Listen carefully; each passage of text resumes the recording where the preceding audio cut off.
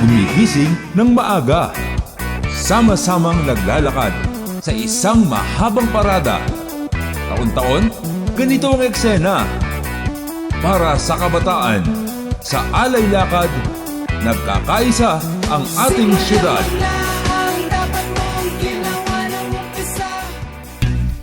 Tuwing buwan ng Setyembre, ginaganap ang alay lakad sa lungsod ng Dasmariñas.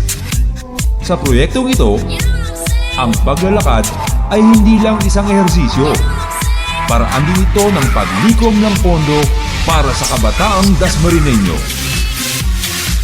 Ang lahat ng nalikom ay inilalaan sa dalawang institusyon sa ating lungsod.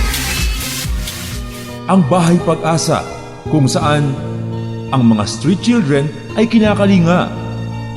Dito, sila ay nabibigyan ng kaalaman at natuturuan ng magandang asal.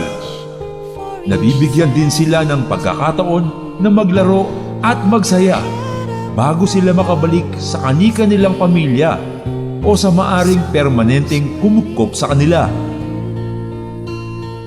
Sa Bahay Kalinga naman, tumatahan ang mga batang nasangkot sa mga kaso o mga gawang mali. Dahil sa kanilang kamusmusan, sa halip na ikulong, dito sila hinuhubog upang magbago at maging produktibo. Mas maganda ang umaga kung sa pagbibigayan tayo ay magkakasama. Sa alay lakad, nagkakaisa tayo para sa kinabukasan ng kabataang Dasmariñeño.